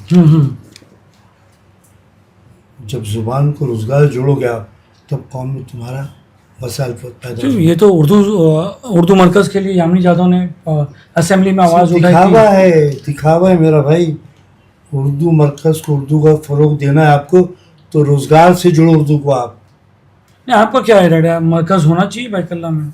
मरकज होना चाहिए ना। उससे कौम का क्या क्योंकि उर्दू जुबान जो एक पहचान है, जी जी, वो लश्करी जुबान है। मुसलमान और पंजाबी ने उसको अपनाया है, लेकिन उसकी मुखालफत करने में आज यही लोग जो उर्दू मरकज डालते हैं, उर्दू की मुखालफत करती हैं लोग। क्योंकि उर्दू जुबान जो है दिखने में अरबी की तरह है, लिखने में अरबी की तरह है। बराबर है। कंट्रोवर्सी चल रही थी क्योंकि यामिनी जादव ने उर्दू जो फंड वगैरह सब उन्होंने अरेंजमेंट किया। फरेब है। मैंने कोई फंड नहीं आया, मुझको नहीं पता, लेकिन ये फरेब है। अच्छा, ये फरेब है। और मुसलमानों को लॉलीपॉप देने का ये एक फरेब है। अच्छा, अभी बात दूसरी पे आते हैं। रईस लश्करिया जो है मुंबई प्रेसिडेंट है, फयाज अहमद के रिश्ते कैसे हैं उससे? मैं तो जानते ही नहीं। जानते ही नहीं, क्योंकि बिल्डर लॉबी का आदमी है। हाँ। और बिल्डर लॉबी से बहुत दूर रहता हूँ मैं। अच्छा, पार्टी लेवल का है, मुंबई अध्यक्ष है, मुंबई अध्यक्ष बने हैं वो। कितने सारे MLA उनके अंडर में आते हैं। अभी तो मेरा सामना एक ही मरतबा हुआ है। फिर भी इतने साल अब MIM में थे, हम भी 2014 से MIM को देखे। MIM में जो है एक अकबर भाई, असद भाई, अभी फिलहाल इम्तियाज़ भाई के सिवा जो लीडरशिप जो है, जो लोगों कार्यकर्ताओं को संभालना, तो लीडरशिप नहीं देखी जाती। और ये बदनाम किया जाता है ऊपर से कि भाई हम 5 साल मेहनत करते हैं, वो आते हैं और बाद में उसको हटा देते हैं। मैं देखिए, मैं अपनी बात करता हूँ। जब मैं आया तब पार्टी में थे, लेकिन पूरा सिस्टम से नहीं थे। मैंने आते सर डिस्ट्रिक्ट बनाया, तालुका बनाया, वार्ड बनाया, कमेटी बनाया, ताकि फंक्शंस का प्रॉपर ढंग से हो। मगर एक ऊपर तो बात ऐसी की थी असद भाई और अकबर भाई के पास कि फयाज ने 5 सालों में कुछ काम नहीं किया है, तो ये कौन पहुंचा था? मेरा भाई मुझको पता नहीं, मुझको किसी ने बोला नहीं। अगर मुझको बोला सुना तो हो गया आपने कि ये बात थी। नहीं, अगर मुझको बोला होता तो उसको जवाब देता उनको मैंने। डिस्ट्रिक्ट दिखाता, तालुका बताता, वार्ड दिखाता, क्योंकि काम करने के लिए गया था मैं वहाँ पर। अच्छा, मैं पूछता हूँ, डायरेक्ट एक आखिरी सवाल कर देता हूँ, क्या फयाज अहमद की जीत हुई? पार्टी छोड़ के वापस आके टिकट ला के वही गढ़ में फयाज अहमद बैठा है, अकबर ओवैसी, असद ओवैसी साहब का भी वहाँ पर वो होना है। फयाज टच से मस नहीं हुआ है, बाकी जो मुखालिफत में थे वो यहाँ से बाहर चले गए। नहीं समझा नहीं क्या बोल रहे हैं आप। मतलब फयाज भाई की जीत हुई है इंटरनल पॉलिटिक्स में। देखिए ये अल्लाह की मर्जी में, अल्लाह मियाँ नहीं हूँ। इंटर पॉलिटिक्स मेरा भाई इंटर पॉलिटिक्स क्या है मैं नहीं जानता। मैं स्ट्रेट चलता हूँ, सीधी लाइन चलता हूँ मेरा भाई। जो चीज़ गलत है गलत बोलूँगा, जो चीज़ सही है सही बोलूँगा मैं। एक आखिरी राउंड करते हैं, वक्त भी ज़्यादा हो गया है, बातें तो बहुत सारी है। हम आपको रैपिड राउंड लेंगे, हम आपको 2 जन का नाम लेंगे, सिर्फ एक आदमी का आपको नाम लेना है, कोई पॉलिटिक्स नहीं, ना दोनों बोलना है ना, समझे। शुरू करते हैं हमारा जो है रैपिड राउंड। असद भाई या अकबर भाई, दोनों में से एक का नाम लीजिए जो आपको ज़्यादा पसंद क्यों देख रहे हैं? मैं दोनों को नाराज नहीं कर सकता। मगर रैपिड राउंड में जवाब तो देना पड़ेगा। मैं दोनों को अच्छा, मैं अकबर भाई से अगर पॉडकास्ट लिया, नहीं मैं सुनिए दोनों सुनिए, मैं आपका आज वादा करता हूँ, अगर असद भाई से मैंने पॉडकास्ट लिया या असद भाई से कभी मीटिंग हुई तो मैं जरूर पूछूंगा कि फयाज अहमद के वारिस पढ़ा दिया, मैं जरूर पूछूंगा, मेरा आपको वादा है। लेकिन दोनों ही बहुत ही प्यारे इंसान हैं। एक रैपिड राउंड है, कौम का दर्द दोनों ही रखते चलो हैं। आपको लिबर्टी है, आप जो है वो कर सकते हैं। आपके बेटे में से सरफराज या फैजान? भाई मेरा तो फैजान देखिए है। फैजान, यस फैजान बड़ा बेटा है मेरा। चलो उसकी अच्छी बात है। मदनपुरा या बाइकल्ला? दोनों ही की, मदनपुरा बोलो तो मेरी अपनी जान है। दोनों में से एक बोले, मदनपुरा या बाइकल्ला? मदनपुरा। अब बाइकल्ला से कैंडिडेट खड़ा होने वाला है, ठीक है ना मेरा भाई। तो दूसरे इलाके वाले बोलेंगे यार ये तो भाई, हमारा MLA बनने वाला है। जहाँ मैं पैदा हुआ अपनी जमीन को कैसे भूल सकता हूँ मेरा भाई मैं। अच्छा, बलारा साहब या इम्तियाज जलील? थोड़ा ऐसे ही सवाल रखना पड़ता है ताकि आदमी सोचे। इम्तियाज जलील। इम्तियाज जलील से, क्योंकि आपको सपोर्ट किया उन्होंने इसलिए। नहीं ठीक है ना, कोई बात नहीं, हम भी रीजन नहीं पूछेंगे, हमारे कोई बात नहीं करना। अकबर साहब या बलारा साहब? नहीं। अकबर साहब यार। चलो मुस्लिम नेताओं की बात करते हैं। कांग्रेस के टाइम पे आप थे, कांग्रेस में कौन सा नेता था जो आपको पसंद था ज़्यादा? ये था क्योंकि उस दौर में बहुत सारे थे नेताएं थे, कांग्रेस के टाइम पे कौन आपको ज़्यादा पसंद था? एक तो आपने बताया कि मुस्लिम नेताओं में कोई पसंद था मुझको। सबसे बेहतरीन आदमी कामत साहब थे, जो आज दुनिया में नहीं है। जी। यूसुफ अबरानी या अबू हाशिम आज़मी? यूसुफ अबरानी। बहुत बहुत शुक्रिया आपका हमारे से बात करने के लिए फैज़ भाई। अगर आपको 1 मिनट का टाइम देते हैं, आप अपने वोटर्स को चाहिए तो आप अपील कर सकते हैं। दोस्तों ये रैपिड राउंड था, आज मैं यहाँ पर आया हूँ। उसके बाद आपको मुबारकबाद कि आपने नए सिस्टम का आगाज़ किया है और चुनाव से टाइम निकाल कर मैं यहाँ पर आया। काफ़ी अच्छा लगा कि मैं फर्स्ट टाइम सेकंड टाइम बैठा हूँ यहाँ पर मैं, तो एक अजब सा एक फीलिंग आई है, एक जज्बात को बाहर आ गया, ठंडा भी किया गया, फिर कड़क बात भी की, नरम बात भी की गई। तो ये ज़िंदगी का सही मानों में यही हिस्सा है। आज चुनावी मैदान में हूँ मैं, और मेरे 40 साल का जो काम करने का जो तरीक़ा है, जहाँ तक भाई खल्ला के लोग हैं, अगर मेरी बातों से मुतमईन हैं, मेरी बातों से आप इत्तेफाक रखते हैं, तो 20 तारीख को आप MIM पार्टी का मैं उम्मीदवार हूँ, पतंग निशानी है, उस पर मुहर लगा कर मुझको कामयाब कीजिएगा। शुक्रिया, अल्लाह हाफिज़, जय हिंद, जय महाराष्ट्र। फैज़ भाई एक आखिरी सवाल वापस आया, आपने वो नाम नहीं बताया जिसके ऊपर आपको क्रश था। नहीं वो अच्छी बात मेरा भाई, अब वो टाइम नहीं मेरा भाई, टाइम नहीं मतलब कोई था। तो दोस्तों ये था हमारा पॉडकास्ट। फयाज अहमद साहब आए हुए हैं यहाँ पर, इनका बहुत बहुत शुक्रिया। और जो लोग हमारे पास आते हैं, आना चाहते हैं, उसके लिए भी बहुत बहुत शुक्रिया।